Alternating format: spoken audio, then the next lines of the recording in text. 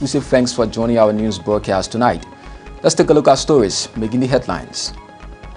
Health Minister Dr. Wilhemina Jallah discloses government's plans to shortly disburse incentives to health workers.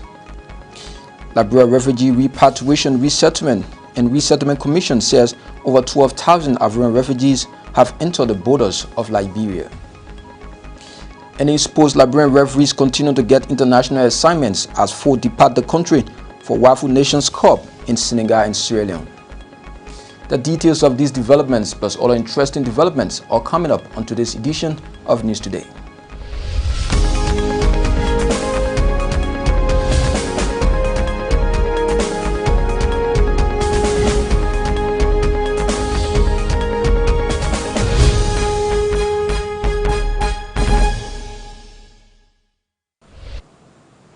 Thanks for staying with us. We begin the program at the Ministry of Information, where Health Minister Dr. Wilhemina Jallah says incentives for healthcare workers will soon be disbursed, adding that there is no need for healthcare workers to protest. After days of sit-home action, the Healthcare Workers Union of Liberia early October cut off their strike action due to a memorandum of understanding reached between them and the United Nations Resident Coordinator in Liberia to resolve the situation. Addressing the media on Thursday at the Ministry of Information regular press briefing, Dr. Jallah said process leading to the disbursement is currently in its final stage. A long-awaited handshake that's supposed to come to all the healthcare workers. We are at the final stage where we have listed all the government workers that did not directly participate in the COVID-19 fight, but are frontline workers. And they are checking over the final list, and those funds will be deposited into their account. They have all agreed, so those funds will be deposited into the account as soon as possible. The second group of people I would like to address are the frontline workers. We have people from 14 military. Some of them are still working, some of them have been put down because when we were slowing down for the COVID. We have the union workers. We also have POE, port of entry workers. We have the EMS. We have contact tracers. We have surveillance officers. All of those who have been in the response, I know very well that their incentives have been not coming the way how they wanted to come. But we want to appeal to them to remain calm and keep dialoguing with us as we gather the money from the different sources, the World Bank and the government, to make sure that you get the money that is due you. You already work for it. No need to protest. No need to bang on doors. But come, send a representative to speak to us peacefully. And we will continue to relay the message that we have gathered to you concerning when you will receive your funding. So please, we're still appealing to all of you. If you are listening to the radio, or if your relative is listening to the radio, we hope that we all can work together peacefully so that you can get your incentive, because we know that you need it. We are not heartless. We know that everybody needs money, and when you work for it, you must receive it.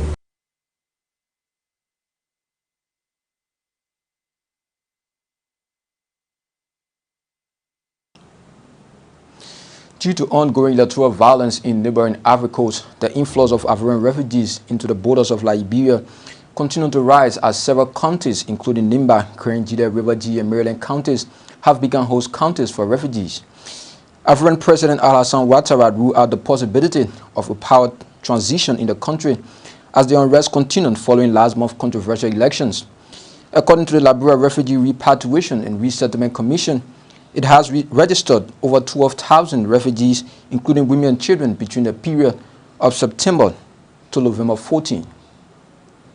We are pleased to inform you that Nimba County, Grand Jallah County, River G County, and Maryland County are hosts of new arrivals of Ivorian refugees. Between the period of September to November, The Air Troop Piracy, along with the UNHCR, has recorded 12,608 new arrivals of Ivorian refugees. We now go to the counties. We just informed you that these new arrivals, they are in various counties. We have River G. In River G, we have the total amount of population of new arrival at 126. That constitutes 1%. In Maryland County, we have 1,269, constituting 10%. In Grand Jallah County, we have 3,782, constituting 30%. While in Nimba, which is the largest host, 7,439, constituting 29%. So we have 12,000, the total 100%. Now, the total number of women constitute 55%. So the women are in great deal of numbers, while the children between the age of 0 to 17 years constitute 60%. For the data collected so far, 80% of these children that we talk about between 8 to 9 are very much malnourished. Information Minister Lejo Rennie says the Liberia National Police has dispatched a 25-man rescue team in search for 3 missing men who are gone to do contract for St. Moses. Mr. Rennie said during the search a body was discovered, but following the police engagement with members of the family, there was an initial rejection by the family. He said the ministry is working to find a pathologist that will detect other issues relating to the body and therefore wants the public to be patient. With respect to the St. Moses and the Saga of the missing kids, I'm told that the police since dispatched a 25-man search and rescue team to the area. They have been there and they have now concluded the search, and they returned now to compile the report and conduct further investigations. While there, they were able to discover one body. That body has since been brought to Monrovia, and the families were asked to come and see whether they could identify the body. The police said there was some initial rejection by the family, but eventually they did come and they said, and they didn't recognize the body. But the missing kids were with others in a canoe when it got capsized, and those who were in the canoe are undergoing a police investigation, and they have confirmed to the police that the body is indeed one of the persons. So the Ministry of Justice now is working to find a pathologist to determine some other pathological issues. Like I said, these investigations can be painstaking and require forensic findings and all of that. So the police is also asking for patience. It is not ignoring this investigation. The investigation is still continuing, but it's not every move that they do that they will make public, because if they did so, perhaps it could undermine the very investigative process that they are undertaking. So we ask for patience, we ask the public to remain patient as the government does all it can to get to the bottom of this matter.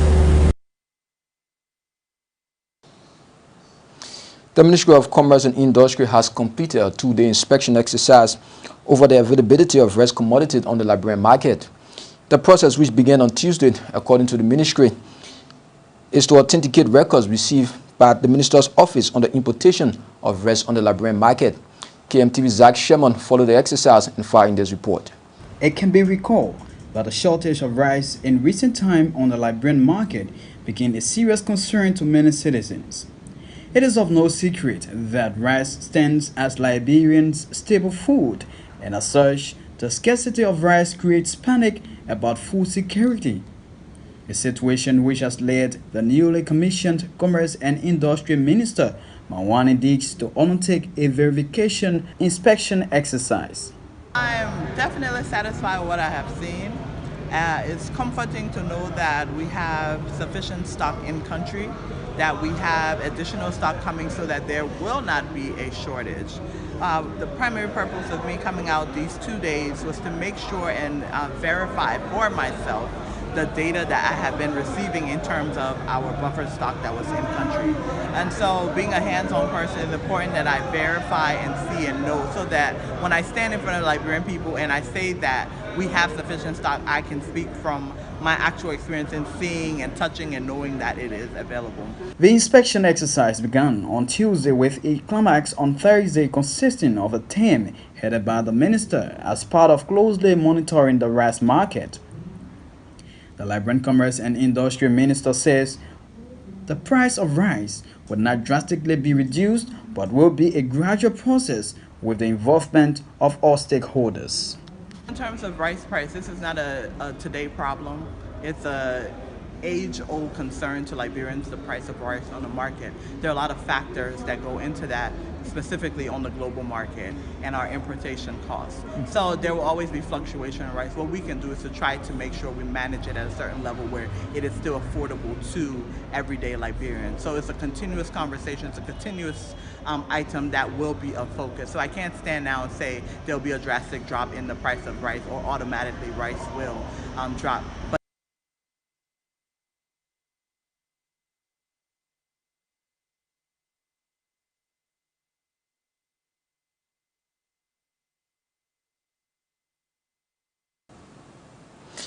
Most rather County Senatorial candidate Abraham Da-thong has come under serious criticism for mentioning social media talk show host Prophet Key during the unveiling of his campaign team.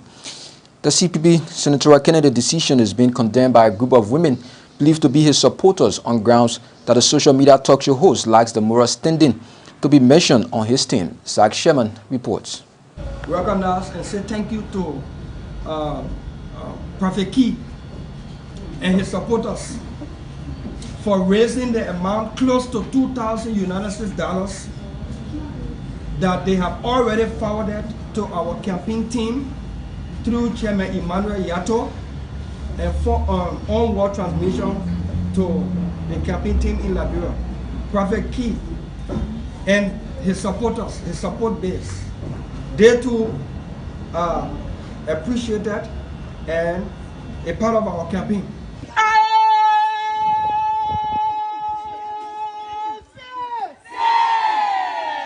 Mentioning Prophet Key as member of his political campaign has raised serious concern among supporters of Abraham Da-thong. The latest decision by the incumbent senatorial candidate could cripple his political endeavor. Many believe that Prophet Key lacks morality and does not represent societal values and norms.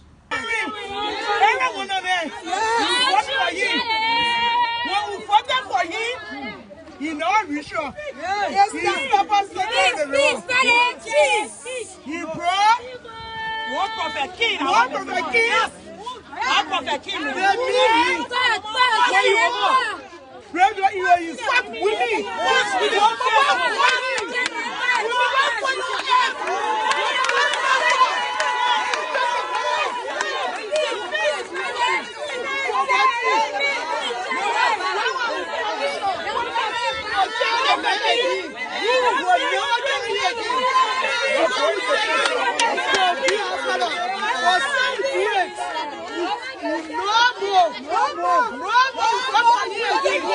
Senator Da-thong has been seen as a reputable politician who many of his supporters believe is preferring issues of national concern. But his decision appears better in the eyes of citizens, especially his followers.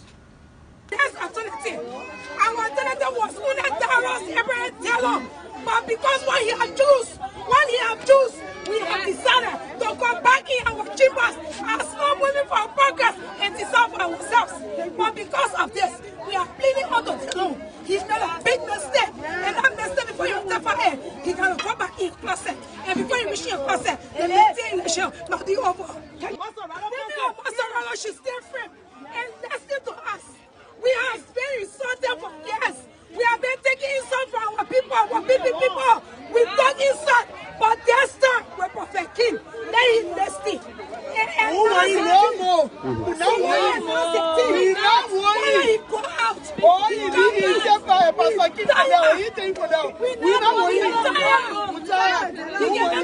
It can be recalled that the incumbent candidate named former Vice President Joseph Boakai, CPP Chairman Elzana Cummins, Henry Costa, and the likes of many others who he believed would take him to victory. What comes shocking to citizens is that Senator Da-thong will include a man of no moral integrity and has continuously been using abusive languages on his social media platform. As the latest decision by the incumbent senator is at the disbelief of his many supporters, political pundits have now started taking it back. KMTV News. Many thanks to our reporter Zach Sherman for that report. Aggrieved women they are believed to be supporters of Ibrahim Da-thong speaking to Spoon TV. Let's now move on to this next development where Bomi County representative and senatorial aspirant Edwin Snow said he has been tested positive for COVID-19. This comes after going through the existing health protocols while preparing to travel to an ECOWAS meeting. Representative Snow said although it is going to impact his campaign as a senatorial aspirant, but he remains confident based on the level of work done so far in Bomi County. As the protocol dictates, I went to the health center behind Sophia Ice Cream Shop, and I did my test for my travel certificate to depart the country on Monday. On Monday morning, I did not receive any word from the ministry, so I drove there, and then I was informed that my result had not come in yet. So I waited for like 2-3 hours, and they kept saying that there was no result yet for me. So on my way driving, I called the Minister of Health to let her know what was obtaining. And the minister said she would get right back to me. In about 2-3 minutes, the minister called me and informed me that I've informed her that they ran my test, my COVID test, and the first result came out neutral or something like that, she said, and they redid the test and it came out positive. So I've been informed by the Minister of Health that I'm COVID positive. And with that, I'm currently at home. It's important to note that I have experiencing absolutely no symptom. I have, however, commenced my medication and I'm home. In the meantime, I am aware that this is going to have an impact on my political campaign. As you all know, the elections is scheduled for December 8th. And at this time, to gather news like this, whereby I'm not feeling ill at all, that's the situation. But my campaign team, today we met in a strategic session, and the team will be moving fully into the county to continue our campaign activities.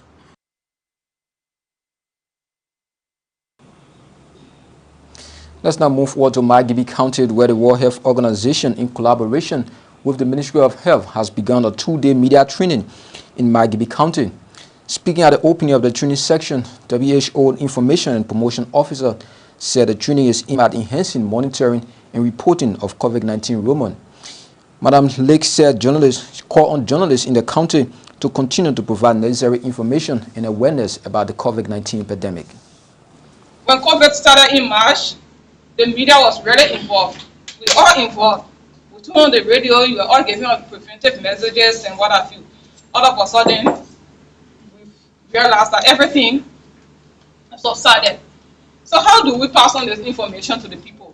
We are the technical people from the health side. You are the media. You're all in the community. People listen to you on a daily basis. So we cannot have this without your involvement. So we are here today to strengthen our existing relationship with you. That we'll work together, we'll inform the public so that people will adhere to all the health, that you will monitor what people are saying. That somebody was saying people from plantation can't have COVID. If somebody says that on your radio, we expect you there to have the right information, there to say no, COVID is here. Anybody can have COVID. So you're here today, you're going to have all the relevant information. We're going to establish or strengthen our relationship from here today. That if you need any information, you know where to get the right information from, that we can call upon you anytime to assist us in disseminating our information. So I'd like to say thank you. When COVID COVID started in March, the media was really involved. The Ministry of Education has re-emphasized on its mandate that no high school in the Republic of Liberia is allowed to hold a graduation ceremony until January 2021. According to the ministry, any school caught in violation of the mandate will be fined $1 million Liberian dollars, and failure to pay said amount will result to the ministry revoking the institution's license. Latim Da-thong, Deputy Minister for Administration at the ministry, has been explaining more. We also want to make clear, and I think the minister spoke on this last week, all schools should prepare for graduation in January. No school should have graduation this year. If you have graduation this year, you will be fined $1 million Liberian dollars. We started the fine at $350,000. We have found 2 schools, Light International. They wrote a letter of apology and they paid the fine. We had the same problem with Haywood. Haywood owner came last week and met with the minister, apologized for what he said to the press. He has been mandated to write an apology letter and bring that letter to the ministry with the fine. In December, as he requested, so we granted him. The minister granted him up to December to pay the fine, and he will go back to the press and retract the statement he made, saying the ministry did not have the authority to fine him. We are waiting for that press conference from the owner, or we will proceed with the actions that we wanted to proceed with. What are those actions? As we said, if you violate and you host graduation, you will be fined $1 million. If you don't pay that $1 million, we will revoke your permit. We will remove your name for WAEC, and you will never be allowed to host government exams in this country. So essentially, nobody will go to your school because your 12th graders will not write, your 9th graders will not write, and your 6th graders will not write, because your schools will be dropped from WAEC listing. This is not a bluff. This is serious because we have health concerns in the country.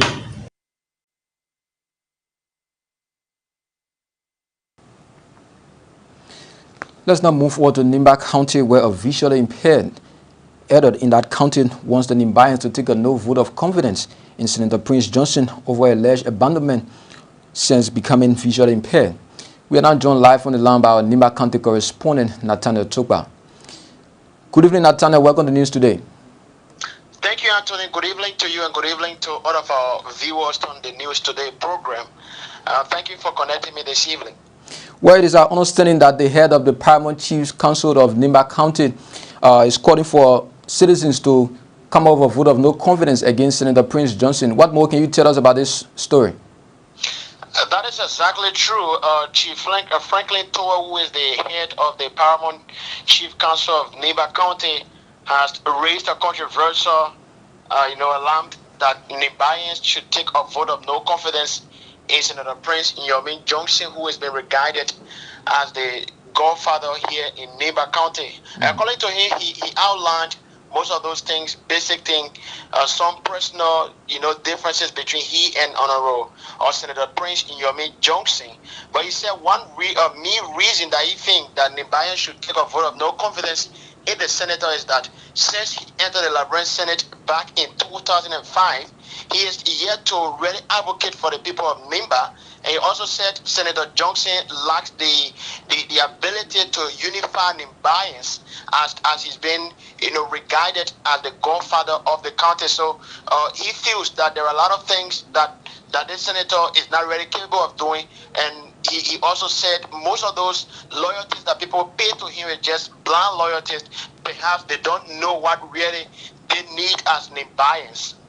Now tell us, has there been any official comment or statement from the senator or his office since the chief came up with such a decision? Regarding his call for the vote of no confidence in the senator, we yet to hear from the senator, and that is one thing that's even surprised Nimbayans here in the county. Of vocal person like Senator Johnson, who is tough talking, to have not said anything until now is a kind of concern. But one of the elders from Senator Johnson's MPR office here in Nimba County raised a concern against that, but was not too specific about the issue of vote of no confidence that has been raised by the visually impaired elder Franklin Tower. But in his comment, when he was speaking with journalists here in Ganta, he also said that there is a need that Nimba County either be divided, or there is a need that Nimba County have more districts, because Nimba is one of those populated counties in Liberia. So it's important that either the county be divided, because according to him, when the county is divided, there's going to be a lot of job opportunities, or when we have increment in the number of districts, maybe up to 12 or 15 districts, it's also going to give more job opportunities. But when Nyam Nyape, who is one of those elders in the office of Senator Johnson here in Nimba County, said that the call from Senator, Elder Franklin Tower is quite unfortunate that an elderly person like him, or a paramount chief, will come over a call that Nimba County should be divided. Now, another elder had just spoken to that, but it is our understanding that the elder also accused his fellow elders in the county for abandoning since he became visually impaired.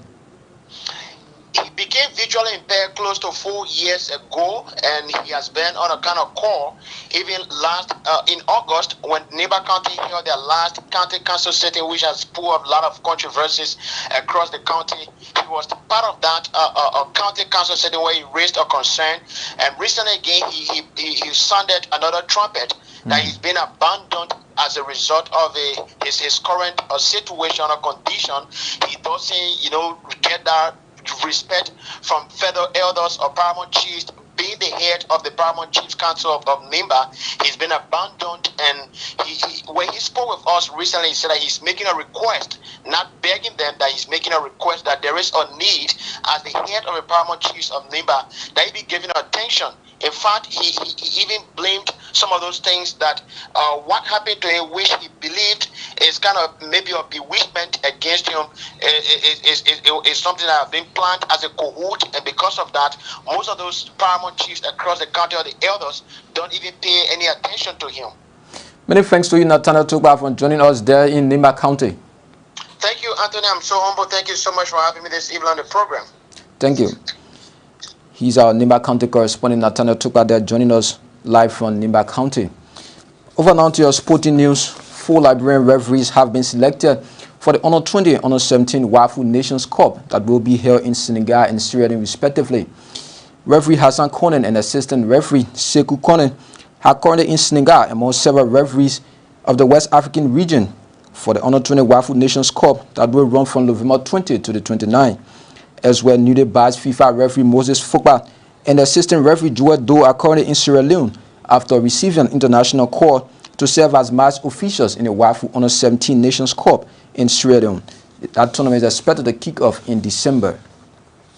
Well, with that sporting development, that's how we go home on today's edition of KMTV News Today. But before going, here once again are stories that made the headlines. Health Minister Dr. Wilhemina Jallah discloses government's plan to shortly disburse incentives to health workers.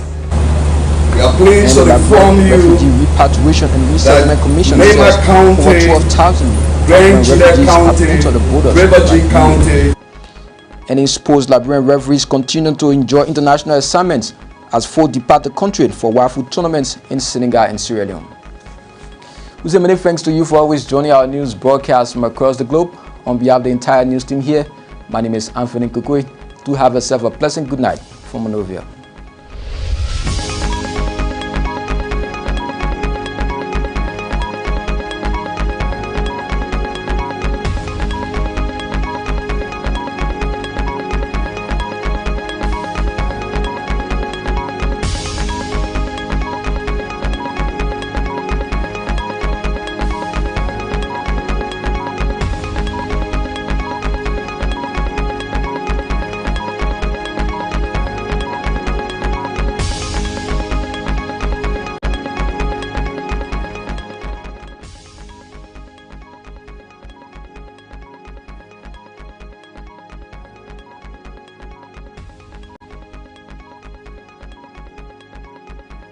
Looking for a quality and affordable insurance company? Then look no further. Peter Master